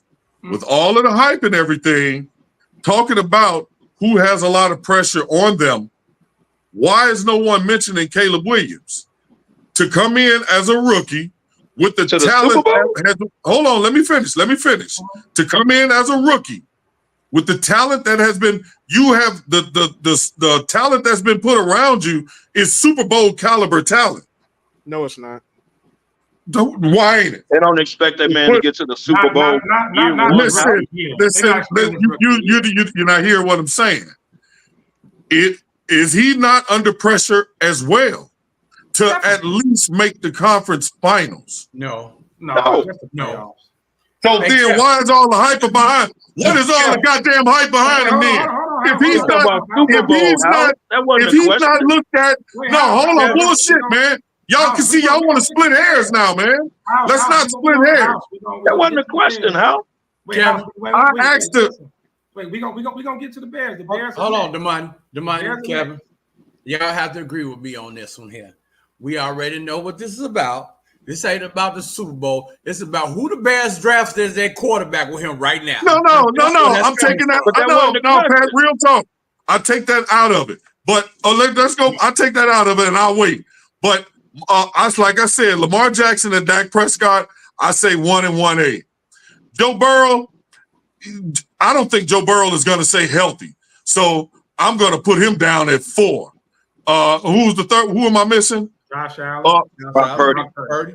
Josh Allen. Well, Purdy already been to the Super Bowl. And if you can say that it's a possibility he may make another Super Bowl, but that's saying other teams aren't going to make the Super Bowl, like the Bears, who are people pretty much are looking at are going far this year. You know, teams like Detroit, who people are looking at are going far this year. You know, so I got to have Purdy as last. And like I say, Joe Burrow right above him. I think I don't like Joe Burrow anyway. He can't stay healthy. I think he's just a bum to smoke cigars. You know, but that's he's good when he's healthy. House, don't do that. Let me say, I based this list off of either quarterbacks that have gotten paid, they got paid, and quarterbacks that are about to get paid, and quarterbacks that are right on the brink that have somewhat of their teams have a Super Bowl window open. That's why I didn't include Justin Herbert, people like that, because I don't think they have their Super Bowl window is open yet. I wanted to include them. I think we underestimating the pressure Josh Allen got on him, man. The Bills, people been predicting the Bills go to Super Bowl the last 3 years. Yeah. And that's why I had him listed number 3. I had him listed number 3 to save his life. Right. That's what I'm saying. I actually got him and Lamar 1 and 1A. I think him and Lamar 1 and 1A. The Buffalo Bills are not a good team anymore. So it's hard for me to put him at the top of that list, knowing that he ain't got a snowball's chance in hell of going back to the AFC Championship. That time is gone. Their defense took a step back. But what is that? They lost a lot of people, bro. But and the reason they lost a lot of people is because of Josh Allen's contract. You see what I mean? Yep. That's what I mean by that's what San Francisco's going to run into with Purdy. That's exactly what's going to happen. Yeah, but San Francisco gonna pay some people before they have to pay Purdy. Remember, they only got 2 more. They got 2 more years before they have to pay Purdy. This year and next year. But usually quarterbacks you'll lock up, man. That's why. That's why I keep bringing up Jordan Love. The Packers did that so that by the time we pay him, we ain't got to pay this dude no $60 million. So we're gonna lock him up now. We're gonna lock Trevor Lawrence up now. We're gonna lock up Herbert now. Like I think San Francisco gonna do the same thing and just lock Purdy up. Get out the way. Yeah, but San Francisco got to pay other players right now. Hell, we already talked about Trent Williams sitting on the, holding out or holding in or whatever he's doing. Contract though, bro. Yeah, but but he got the gangster. I'm getting older stuff. That's what he's doing. And it's some players, that's exactly what he's doing. And when nobody's talking about in San Fran, some players on that defensive side of the ball that's coming up too that's gonna need to get paid. You're gonna start losing. That's why. This resetting the rookie contract is always important because of the cap situation.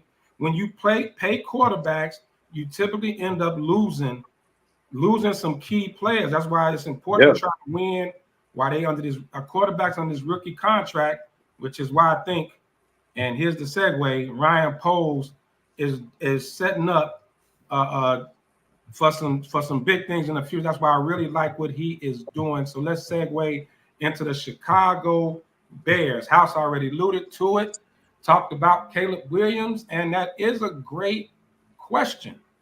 It is a great question. Is he, I'm gonna spin a little bit though, House. All right.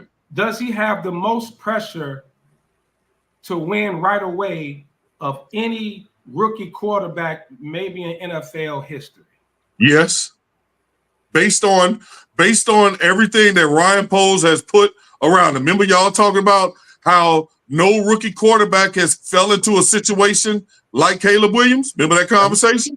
7-win team.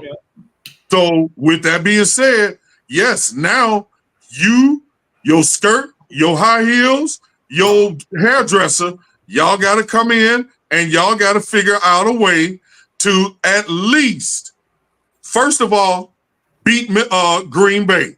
That's number one.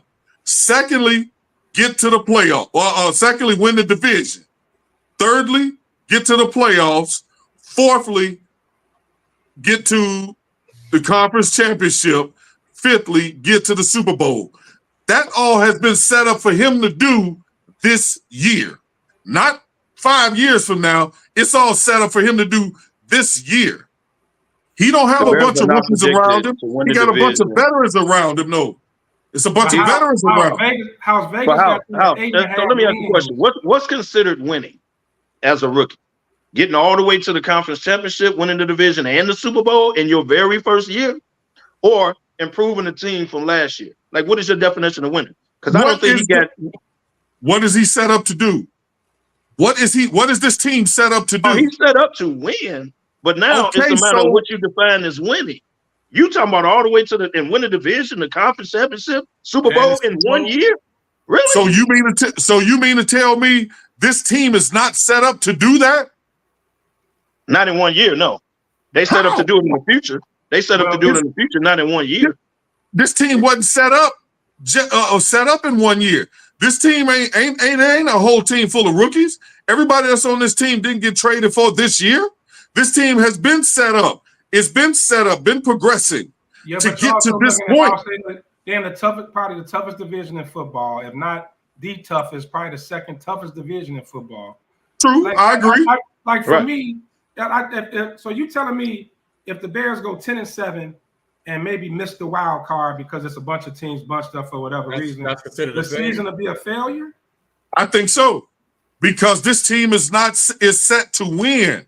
This team we won what, 7 games last year? Yeah. So that's 8 games. That's a 3-win improvement. A 3-win improvement. So 8 games. So say they win 10, House. That's not winning.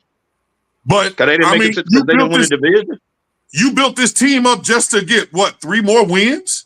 Or did you build this team up to be a powerhouse in the NFL? Yeah. I mean, you could. Okay, so if you built this team, it ain't been 1 year, Kev. It's only you only saying 1 year because Caleb just got drafted.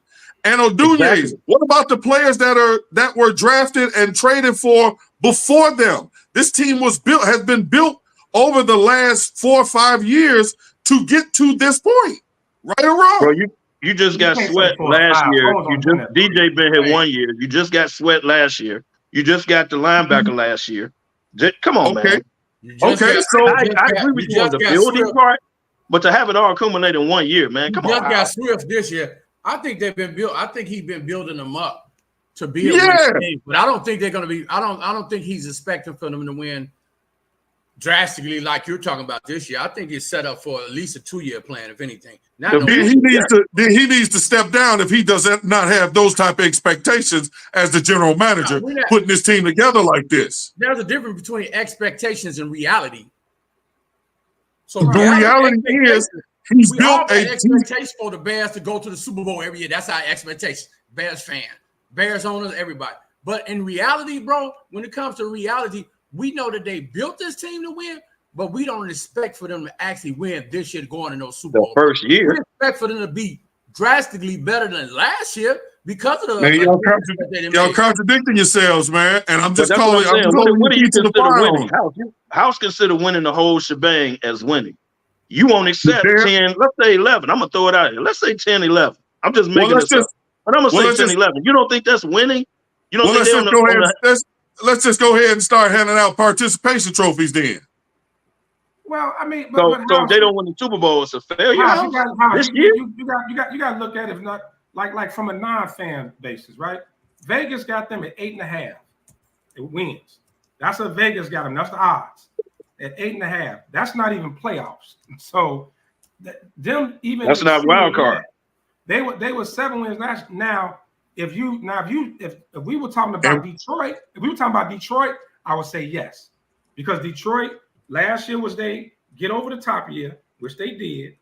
Now this year is the expectation of, hey, like a lot of people got them going to the Super Bowl. I've only heard one person predict Caleb Williams going to the Super Bowl, and that was Nick Wright, crazy ass. Even though that's my man because he's a LeBron fan. But he's the only person I heard that predicted the Bears going to the Super Bowl. Hey, Demond. Well, what was his reasoning for that bold prediction? He's just a Caleb Williams fan. Like Nick Wright's one of those. Oh, okay. When he's a fan, he's a super fan. Demond, can we ask Sean to come in? I would love to hear Sean's view on this too. Come on in, Sean.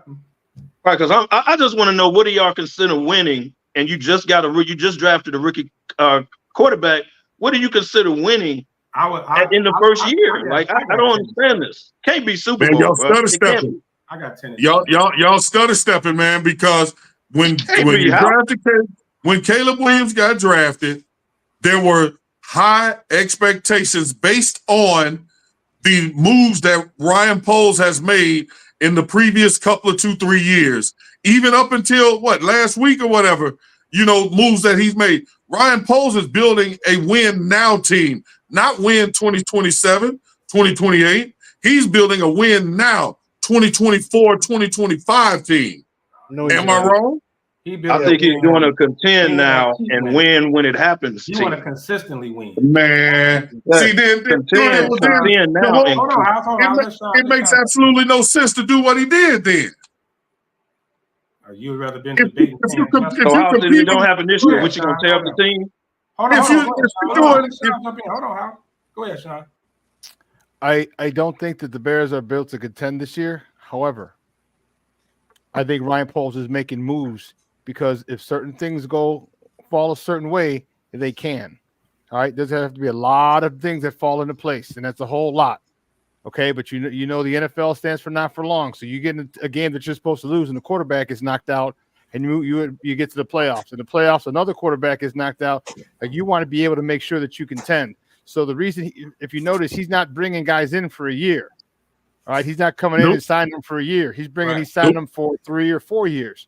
So he's preparing to win this year. Probably realizing, I don't think we're going to win this year, but if everything goes our way and all the stars align, at least we have a legit shot. At least we have someone opposite Montez Sweat that can bring pressure. At least we have wide receivers if one goes down. He's preparing. I think I think next year is our legitimate Super Bowl window opens. I think this year at the high, I think the ceiling this year would be NFC Championship game, but that's kind of like a trick saying, because if you get to the NFC Championship game, anything can happen. Anything can happen. So, Sean, 11 wins. Is that successful this year? I don't think Knocking on wild card or whatever, is that successful? It's better. No. I don't know if you can say it's successful because of all the moves that you've made, because of everything you've done to insulate this young man to come in. It's better, yes. But what are the expectations? Are we expecting to win 10 games, 11 games, 12 games? Figure you're going to be better. If you're expecting to win 10, 11 games and you hit 10, 11 games, then it's a successful season. If you're expecting to win 11 games or more and you win 10, then it's not a successful season. Like Pat said, it's reality, bro. You got to get out your division. You got one of the toughest divisions, man. You got to get out your division. Number one. Here's why. No, you don't. That's a misnomer. That's a misnomer. Here's why. Please explain. Yes. You don't have to get out of your division. Here's why. Okay, let's look at this. We've gone through this before. Tennessee, Houston, Indy, LA, Jackson, Carolina, Jacksonville, bye. Commanders, Cardinals, Patriots. That's 9 games. Those are your first 9 games, 10 weeks, including a bye. If you can come out of there 7-2, which is possible, and that's going to be easy, but if you can come out there 7-2, okay, and you split the last 4 games, last 8 games of the season, that's 11-6. That's playoffs. I would find it very difficult, not positive. I said I would find it extremely difficult for them not to beat not to win the division, but just to get in the playoffs with an 11-6 record. Even if 11 should get you in. Even if you go 10-7, that should get you a wild card. But the most important thing that I'm saying is this: the first half of the season, first 9 games, and no, it can't be half. You come out of there. How good is that offense? How much more in sync is that? Should that offense be? How much more dominant should that defense be? Because there are not a lot of teams in the first half of the season that will exploit us the way a Green Bay, the way a Detroit will, the way a San Francisco will, the way some of the teams in the second half will exploit us. I'm not saying all. The Tennessee Titans, they got a new head coach, offensive coordinator, Brian Callahan. All right, who just came over from Cincy, which I think why Cincy's gonna drop because Joe Burrow's offensive coordinator is gone. The Texans, they could be a problem. Indianapolis, we don't know if they're gonna be a problem. Is Richardson gonna be a stud? Is he not? It's week 3. Will he be a stud later? We don't know. Are we catching him at the right time? We don't know. LA could be a problem, but we don't know. Carolina, is that the Chargers or the Rams? I think those 3. I think you should beat Tennessee and Houston, Indy, and the Rams all back to back. That ain't guaranteed wins. No, I'm not saying you're gonna lose 3 in a row, but I'm saying those are not guaranteed wins. No, I agree. I hear you. But I think Carolina, if we don't beat those mugs by 20, it's still an embarrassment. Well, you should be. I'm giving you Carolina. You should be Carolina. But I'm saying some of those games because you gotta look, man. You nothing but division after Thanksgiving for all division. That's why if you take care of business beforehand, those first 9 games, 10 weeks, those first 9 games, you come out 6 wins, 7 wins. Man, you just got to go 500, and all of a sudden you're at the top of you're fighting. Okay, I agree with that. If you come out 7-2, you make it to 10. You should be at least knocking on the wild card. At least. Now your division has a chance to get 3 out of there, similar to what the NFL, what the East did about 2 years ago. Yeah, you got a shot to get 3 out of there. For me, looking at that schedule, and I know it's been overblown. The Bears have an easy schedule. I think there's only about 4 to 5 games that I can definitely count as a win. The other ones are kind of in between. I expect Tennessee, Carolina, Washington, New England, Arizona, and Minnesota. You're gonna there you go, Luck. I put it up for you. Who do you give me your 4 or 5 that you think are for real? Okay, for real. Just go ahead. Go down the order. I'll just say definitely win, that I think Tennessee, Carolina, 2, Washington, 3, Arizona, 4, New England, 5, and you got at least split with Minnesota. I ain't gonna say 2. Minnesota's got a lot of talent. And what about the Colts? What about the Lions? Any of those? The Colts are unknown, man. The Colts was 1 game from the playoffs last year. They were not that. I'm telling. That's why. No, he's saying definitely, Hal. But I can understand. He's saying definitely. Well, what about the Lions? Definitely. I mean, we beat them. We beat them for a game in 55 minutes. Yeah, but I still can't say it's a definite win. One of them. I'm 100% positive. Not both of them. Would you give us one? Would you give us one? Yeah. Okay, so that would be 7. So that's 7 for sure games, and then now you got 9 other ones that are up in the air. And then, like you said, Sean, if you go 500 the rest of the way, after that 7, that's 12 right there. If you just go 500 from there, here's the thing that's gonna. They'll only be heavily favored in about 6 in those 6 games. They'll be heavily favored in those games. The other games are going to be real, like 2 point. If they favor, it's going to be like a point or 2. Here's why I think that they're going to have double-digit wins. Maybe even 10, but maybe even 11. That defense is on one. Definitely. That defense is on one. Definitely. All right. Jalen Johnson. Most people who get the bag, they relax. They have a tendency to exhale. Jalen Johnson's pissed. He's like, I didn't make first team All-Pro. Yeah. I got snubbed in the top 100. I was voted by my peers, not by no non-athletic sports writers. These are my peoples. These are the people that I play with and against. I got snubbed. Good. So I think Sweat with the Eric Washington factor, the defensive line coach, last off defensive coordinator that they got, is a huge impact. You saw what that defensive line was doing in the preseason. And I know it's second and third teamers fighting for a job, but you also saw those guys early on getting pressure. I think this defense is going to be a huge part, and that's why Kevo, in those first couple of games, we talked about Indy being a wild card, and hold on, let me look. The Rams. Indy being a wild card, the Rams, and Jacksonville. Houston. I think, Houston's a little better. I forgot team. about Jacksonville. The thing that I'm thinking that this defense really steps up, flexes their muscles, while this offense is able to get some chemistry. And once they do, but then you don't really know what Jacksonville team gonna show up to. Like, you got a new coach. Remember, they got Doug Peterson, all right, from the Eagles. So that's going to help Trevor Lawrence a whole lot. Yeah. So that's then that's in London, and Jacksonville lives in London. They have 5 games in London every year. I'm exaggerating for effect, of course, but yeah, they go literally every year. So yeah, but I still think 6-3 is probably the worst that they'll end up after those first 9 games before we face the Packers.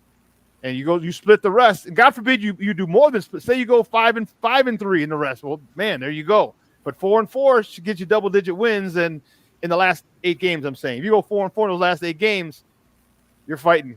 I just think that Ryan Poles is preparing if things go, because we know, man, we've seen some teams that how the hell they get that far? How the hell they do that? Who they play with? Somebody gets hurt. They catch the. Let me look at the schedule. They catch Green Bay. They catch Jordan Love gets hurt the week before. He misses 2 weeks. Not the rest of the season, just 2 weeks. Mm-hmm. So we get Green Bay that time. Brock Purdy gets hurt in week 13, and he can't play for week 14, or he's a shell of himself in week 14. All right. So there's a whole bunch of ways that I'm saying this is a whole bunch of things have to fall right for the Bears to get to the NFC Championship. Oh yeah. But Ryan Poles is building it in case it does. And that's what I like about Ryan Poles. He's like, but you don't think it's all going to happen 1 year though, right? No, I don't. We've seen crazier happen though. We have, right? And he didn't build his team to take 3, 4, 5 years either. He built a win now. He didn't build it for 1 year. That's all I'm saying. He didn't build it for 1 year. I didn't say for 1 year, but it's a possibility. I mean, based on what Sean and everybody just said, we saw the schedule. There is a possibility with the players that Ryan Poles had put around Caleb Williams, with the accolades that you all have Caleb Williams on, the high poweredness, the gold jacket,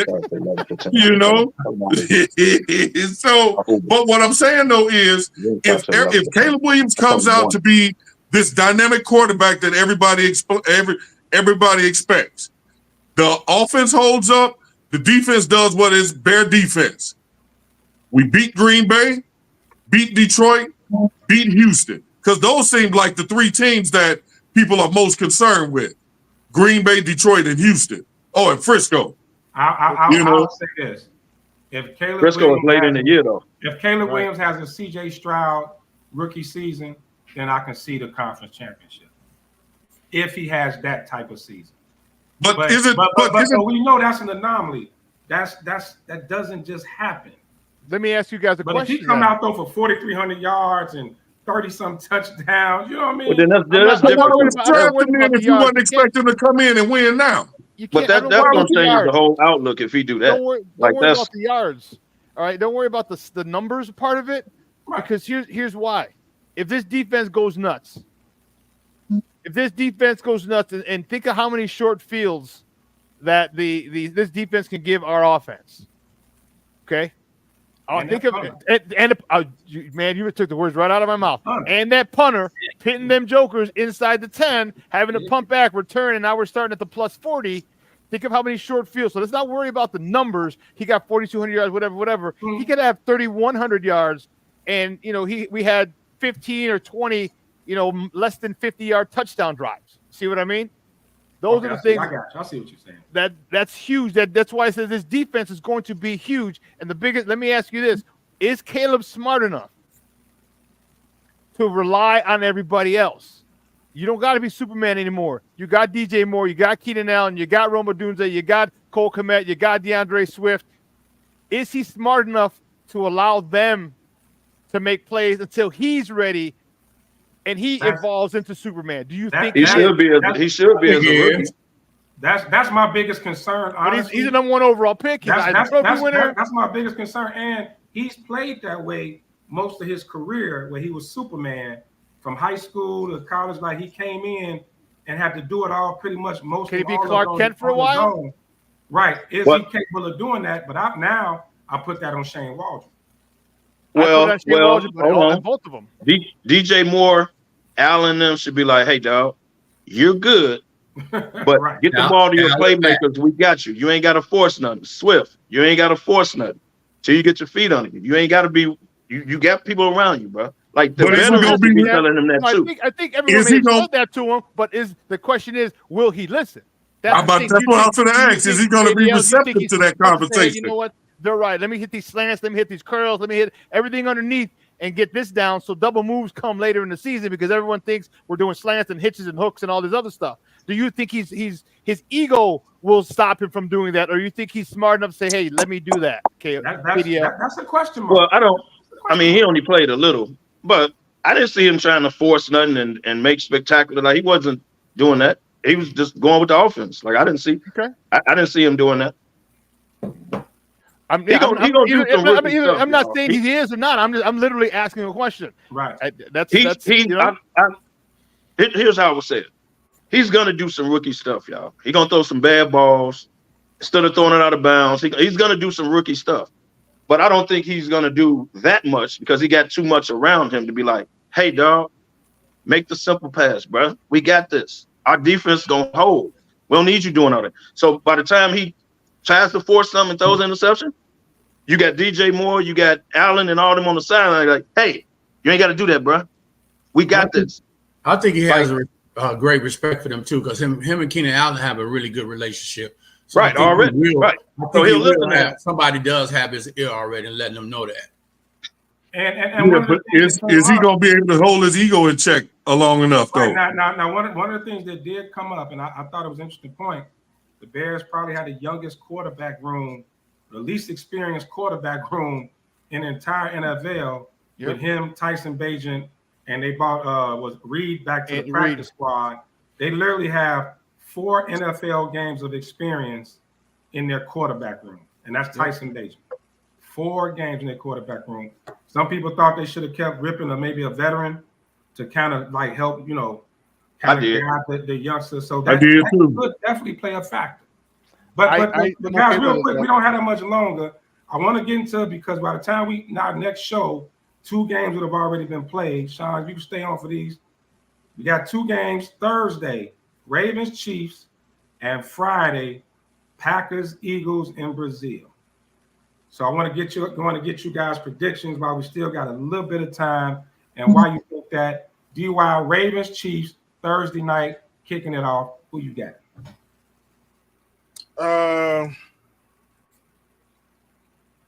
Probably the Ravens.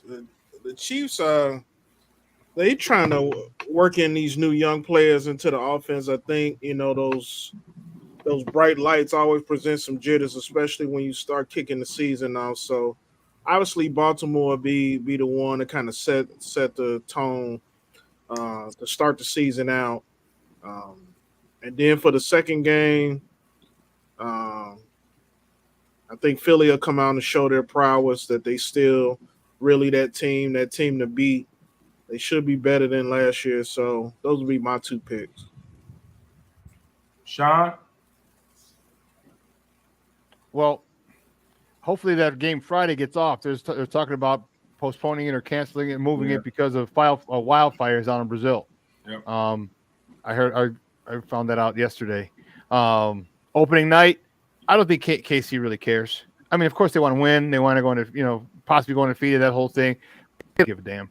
Because at the end of the season, they know 15 is going to have them in position. So I think Baltimore might win it, or they may. Kansas City may come out and say, "Hey, listen, we're going for a 3-peat, the only 3-peat in the history of the NFL." So they might come out on 10, on 100. They might. I'll take. After thinking that and talking that through, I'll take KC. In that, and also what it does, it lets Baltimore know, like, hey, I know you got Derrick Henry. We still got number 15, Patrick Mahomes. Second brothers, huh? Yeah, and the second game, screw Green Bay. I hope they lose and get blown out by 50. Because screw them. Just keep it at a buck. I don't know why y'all do Green Bay like that, man.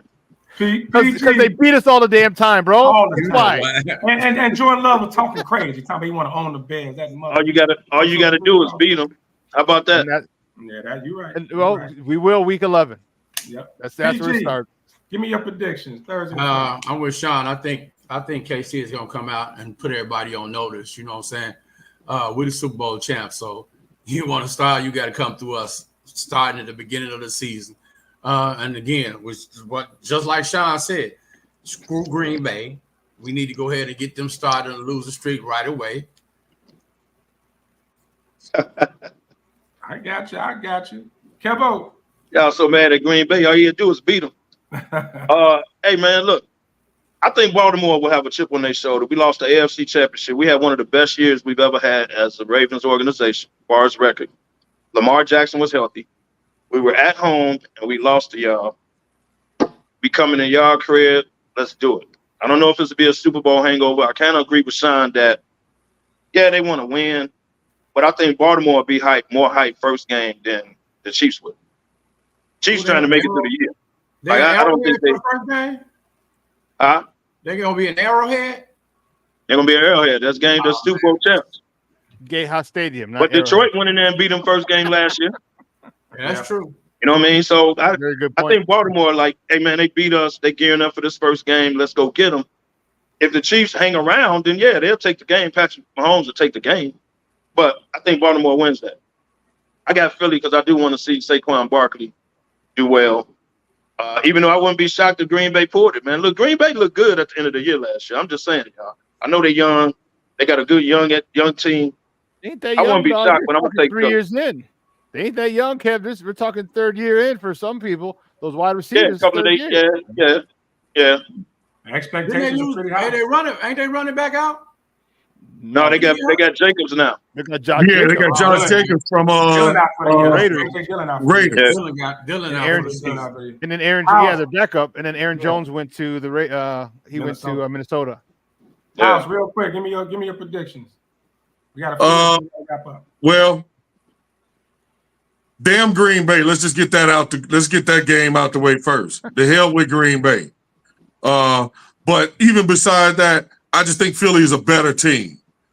What was the other game? Baltimore, KC. Chiefs and Ravens. Chiefs and Ravens in Arrowhead. Chiefs are trying to pull off something. They're trying to make a magical run for their three-peat. The Chiefs are trying to solidify themselves as the greatest dynasty the NFL has ever seen. And it's championship, championship night. I think the Chiefs, man, I think the Chiefs gonna do them people bad, man. I think they're gonna do Baltimore bad. Baltimore is just not. They for some get off of my plate. Baltimore is just not. For some reason, they just not ready yet. Okay, so I'm gonna take some knocking at the door, House. They was in the championship at the seat. So I give my quick predictions. I'm gonna take Baltimore that first game. I'm with Kevin. I think they got a chip on their shoulder. I think they definitely got a chip on their shoulder. And I agree with Sean. With KC, I think they don't feel like they gotta go like 13-4 or 15-2 to get it done. They know they just gotta be there at the end.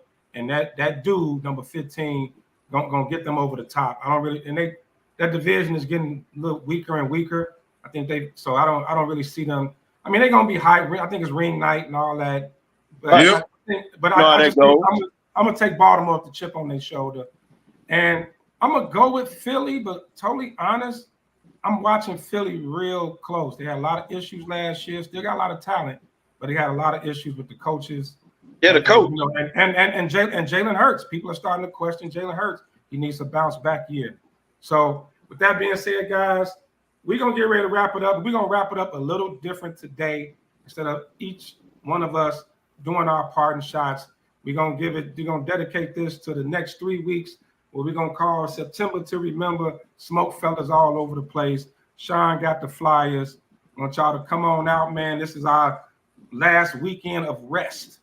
Then it's SmokeFellas down the next 3 weeks. So of course, next Sunday, opening weekend, the kickoff, man, Sunday, Bear Smoking Madness with the SmokeFellas, Eduardo Limon Cigars. Come on out, man. We're gonna be on the grill. We got food, raffles, TV, nice Bears basket. We got a bunch of other stuff we raffling off. And of course, y'all know how we do with the strip cards and the cash prizes. And y'all already know watching the game with us is always a great time. So come on out next Sunday. Get there early. Get there early. If you get there too late, you got to bring your chair out, your car, whatever, and sit down. But y'all already know what it is. Y'all been out there smoking madness. And then the following week, now the One Smoke, One Love after is the following week. Yep, One Smoke, One Love, man. It's a celebration of the Chicago cigar groups, man. You see all the different groups on the flyers. Come on out at Hazel Crest Park District. Bring your chairs, your tents, your grills. It's going to be a great time. You see that DJ lineup, including our very own DJ DY Nemesis. Man, it's going to be a blast. If y'all bananas last year, it was bananas. It was bananas. Come on out. Rep your group. If you're not in a cigar group, if you don't smoke cigars, come on out, man. It's going to be a great time. And then last but not least is the trip to Indy. The Bears Smoking Madness in Indy. SmokeFellas invading the Nap, baby. Still got seats on the bus available. They going fast. People last minute, they snatching them up. You want to get in myself a tie, y'all know how to reach us. Go to our Facebook page. Get in touch with us. Get that in. We got our day party. That's Saturday. Day party at Cosmo Nights. You see the address at the bottom, 3338 North Illinois Street in the Nap. Even if you're not on the bus, you're just driving down, come on, holler at us. That's going to be a great party. Also, DJ DY Nemesis will be banging the box for that event as well. And then the next day is our watch party at Culture. It's a beautiful spot, man. Huge patio, $25 tailgate buffet. It's going to be a great time. Big fella going to get us down there on the bus. It's going to be love, man. I'm telling you guys, the next 3 weeks is going to be madness. So come join the fellas, man. And we have Mr. SmokeFella back, man. Safe travels. We talk a lot of shit, but we do hope he gets back. We do hope he get back safe, man. So on behalf of the fellas and Sports Zone Chicago, go ahead, House. Hey, just one before we go, man. We didn't mention, hey, man, shout out, send your prayers up to them hockey players, them brothers, the Goudreaus or whatever, that lost their lives Thursday. They were in town for their sister's wedding on Friday. They were supposed to have been groomsmen in her wedding, and they were killed Thursday, and her wedding was supposed to be Friday. They were hit by a drunk driver. So, they were professional hockey players. 31 and 29 years old, man. Man, prayers up to the family. Those family. And to all the Virgos, happy birthday. The twins will kill us if we didn't say it, but happy birthday to all the Virgos as well. And as we say every week, when there's smoke, there's see y'all next week, man. Peace.